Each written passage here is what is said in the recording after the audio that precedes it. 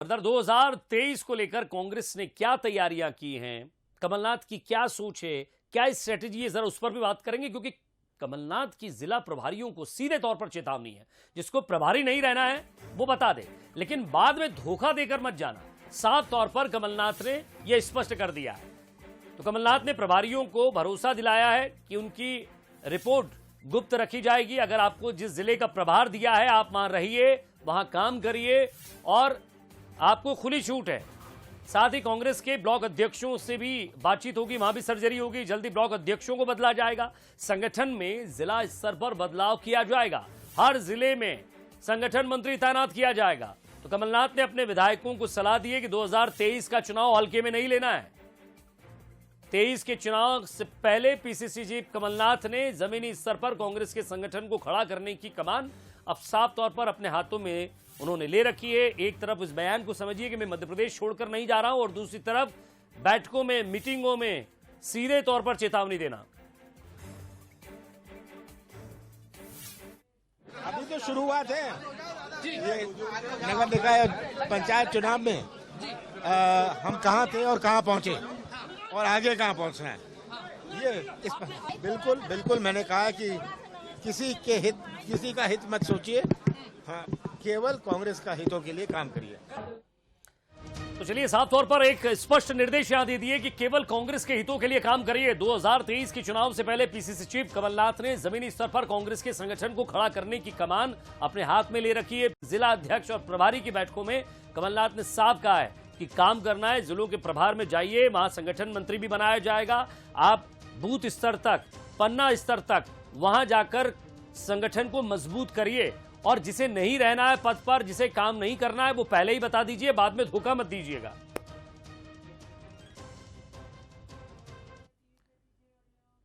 और 23 के चुनाव से पहले संगठन की बड़ी बात हो रही है। मनोज, एग्जीक्यूटिव एडिटर, हमारे साथ जुड़ रहे हैं। मनोज, साफ तौर पर कह दिया गया है अगर आपको काम करना है तो ठीक, नहीं करना है तो धोखा मत दीजिएगा साहब। क्योंकि साफ तौर पर लगातार बैठकें हो रही हैं, कांग्रेस में मीटिंगें ली जा रही हैं, प्रभारी बनाए जा रहे हैं, जिलों के ब्लॉक अध्यक्ष भी बदले जाएंगे। ब्लॉक अध्यक्ष के साथ साथ प्रभारी भी जो नए बनाए गए उनको भी कह दिया आपको पूरा प्रभार है, काम करिए, नहीं करना है घर जाइए। देखिए, कमलनाथ बिल्कुल अलग, बिल्कुल पूरी तरह चुनावी मोड पर है, और कांग्रेस भी भारतीय जनता पार्टी की तर्ज पर जैसा संगठन को मजबूत करना चाहिए उसी लाइन पर आगे बढ़ते हुए दिखाई दे रही विजय। और आज उन्होंने फिर एक बार दोहराया है, कमलनाथ ने यह भी कहा है कि हमारा किसी से यदि सामना है तो भारतीय जनता पार्टी के संगठन से, और जब तक उस संगठन की तर्ज पर हम अपने संगठन को खड़ा नहीं करेंगे, हम बूथ पर मजबूत नहीं होंगे, हम पार्टी में समन्वय बिठाकर आगे नहीं बढ़ेंगे, बहुत मुश्किल होगी। उन्होंने माना है इस बात को अपनी बैठकों में, और ये भी जाहिर कर दिया, ये भी साफ कर दिया है कि जिसको जो लग रहा है, क्योंकि कई बार ऐसी खबरें आ रही कि ये विधायक भारतीय जनता पार्टी के संपर्क में है, कई जगह से ये भी खबरें आई है कि जो चुनाव हुए तो कई ऐसे लोग हैं, कई ऐसे कार्यकर्ता हैं जिन्होंने भारतीय जनता पार्टी को सपोर्ट किया, जैसे अंदर खाने की खबरें हैं। तो वो सब खबरें आने के बाद, और वैसे भी कमलनाथ सर्वे के आधार पर काम करते हैं, उनकी कई टीम काम करती है, तो उनके पास जो खबरें आई है तो कहीं ना कहीं उसमें नाराजगी भी है और समझाइश भी है, और 2023 को लेकर कितनी गंभीरता है वो भी नजर आती है। आज की पूरी बैठक का दारोमदार जो हम देखें, जिस तरह से नजर आ रहा है, तो बहुत ही अच्छी बैठक कांग्रेस की कही जा रही है। बहुत ही गंभीरता के साथ कमलनाथ, दिग्विजय सिंह व तमाम बड़े नेता ऐसे नजर आए।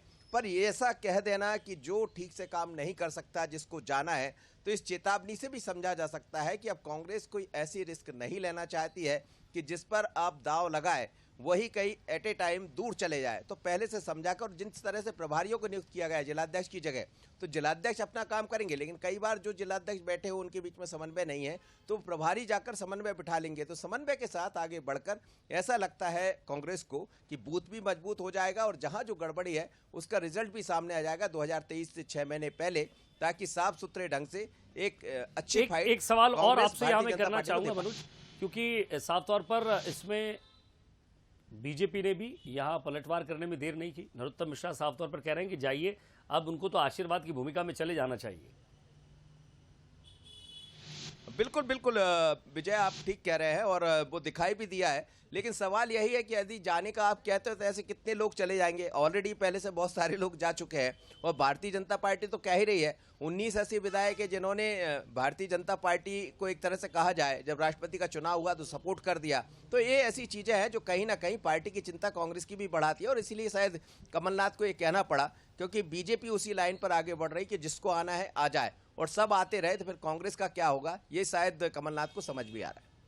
बहुत बहुत शुक्रिया मनोज इस तमाम बातचीत के लिए। तो कमलनाथ ने इस बात को पूर्णतः समझ लिया है कि पार्टी के अंदर, क्योंकि लगातार जिस तरह से लोग निकल रहे हैं, जा रहे हैं, अब एक मजबूत स्ट्रैटेजी चाहिए और ये पहले ही पूछ लिया जाए कि काम के लायक कौन है और बिना काम के कौन है और धोखा कौन दे सकते हैं। ये भी आज स्पष्ट हो गया कि भैया जो धोखा देने वाले हैं वो साहब पहले ही चले जाए, बाद में धोखा मत दीजिएगा।